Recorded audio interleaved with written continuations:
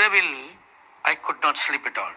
என்னால் தூங்கவே முடியாமல் போய்விட்டது. And I felt the Holy Spirit stirring within me and calling me, come into the presence of God. பரிசுத்த ஆவியானவர் எனக்குள்ளாக ஒரு பலமான ஏவுதலை கொடுத்து தேவ பிரசன்னத்துக்குள்ளாக வரும்படி அழைப்பதை உணர்ந்தேன்.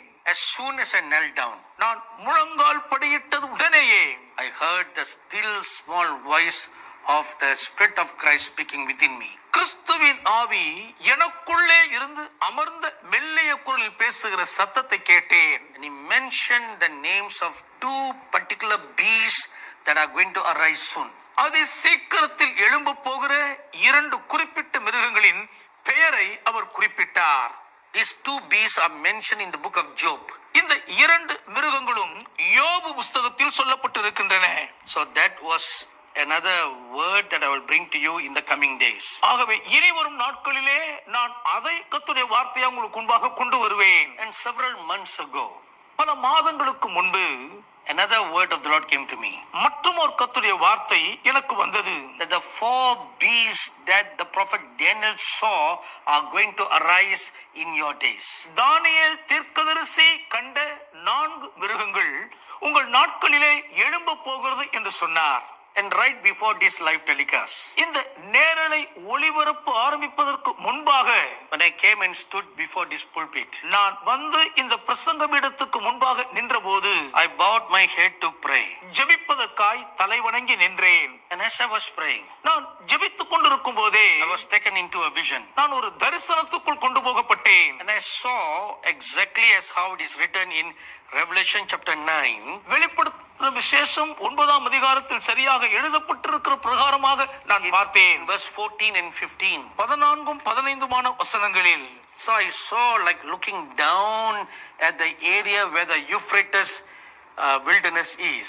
ஐபிராத்து நதியின் வனாந்தரம் இருக்கக்கூடிய இடத்தை மேலிருந்து கீழ் நோக்கி நான் பார்த்தேன். There it is written. என்ன எழுதப்பட்டிருக்கிறது என்றால், A word was spoken to the angel. அங்கே தூதனுக்கு ஒரு வார்த்தை பேசப்படுகிறது. The 6th angel. 6ஆம் தூதன். And a word was given to him. அந்த 6ஆம் தூதனுக்கு ஒரு வார்த்தை கொடுக்கப்படுகிறது. Release the evil spirits that are bound in the Euphrates river.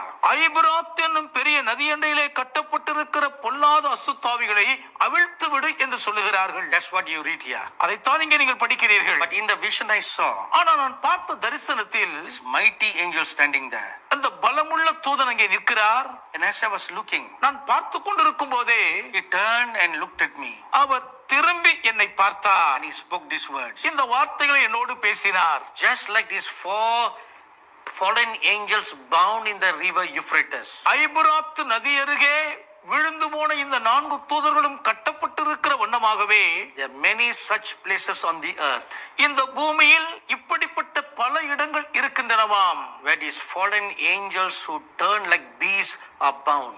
மிருகங்களைப் போல் மாறின விழுந்து போன தூதர்கள் கட்டப்பட்டிருக்கிறார்கள். And they will be released in these last days. இந்த கடைசி நாட்களில் அவர்கள் கட்டவிழ்த்து விடப்படுவார்கள்.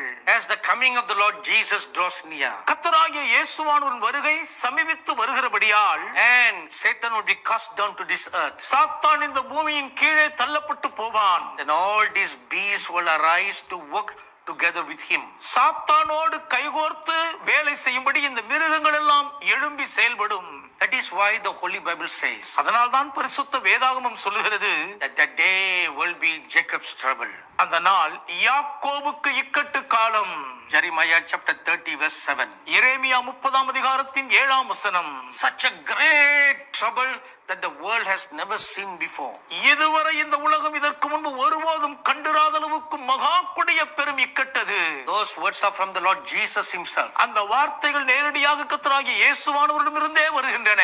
A time of trouble that this world has never seen before. இந்த உலகம் இதுவரை இதற்கு முன்பு கண்டிராத